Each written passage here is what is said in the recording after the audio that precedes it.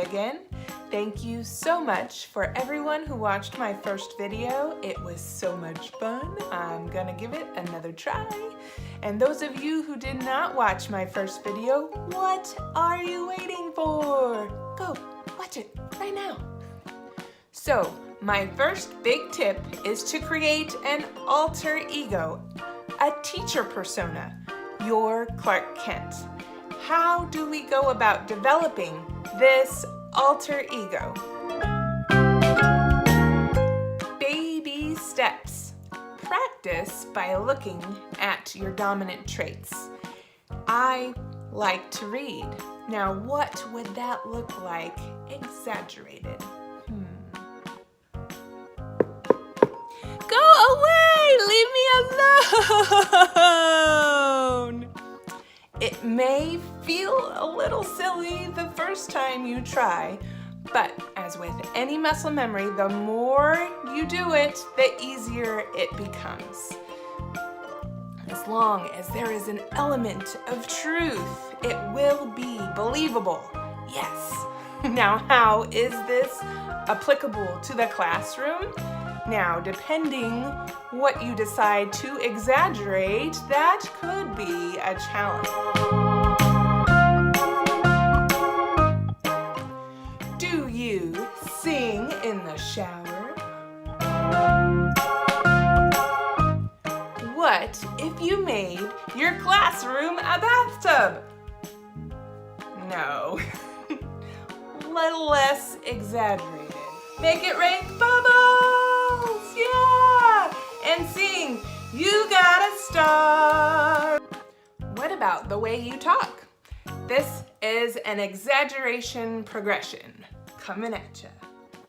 Hello, how are you? Hello, how are you?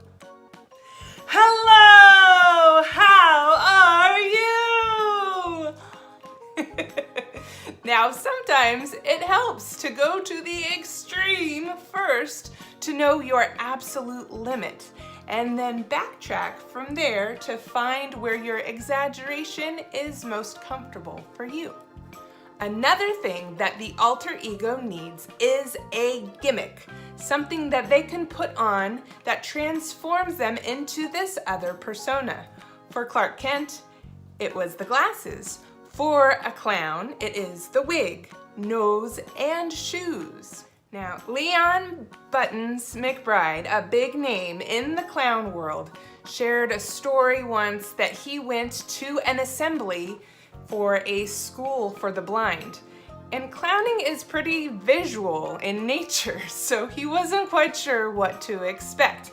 The principal told him that the students wanted to see what a real clown looked like. So he sat at the front of the assembly hall, and the students came up and they got to see what a real clown looked like. And he said that the kids' faces lit up whenever they touched the wig, the nose, and the shoes. And that is how we know that those are the most important things that signify what a clown is to help transform them.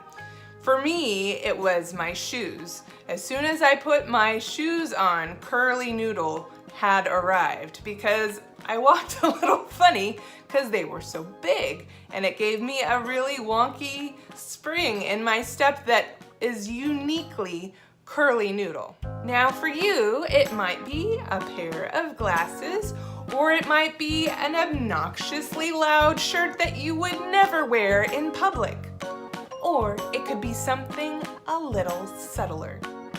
In class, I go by teacher C-I-N-D-Y with Cynthia in parentheses because C-I-N-D-Y is a more common way of spelling my name, and I wanted to make it easier for the students.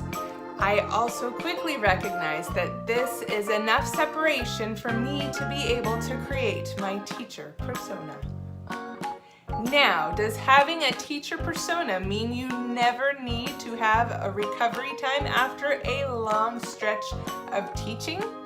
Bye-bye!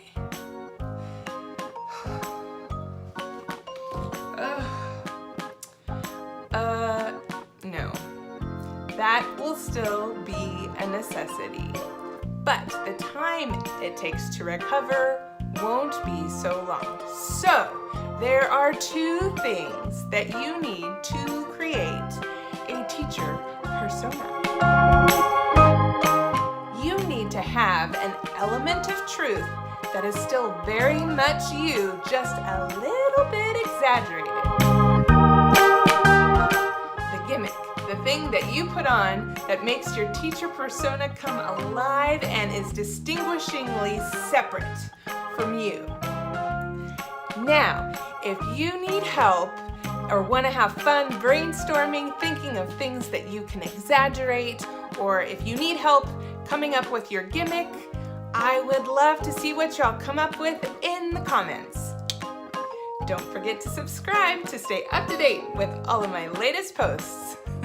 Thank you so much for watching. This is Cindy signing off. May your blanket forts be cozy and your bubbly baths bubbly and your conversations void of small talk. Bye-bye.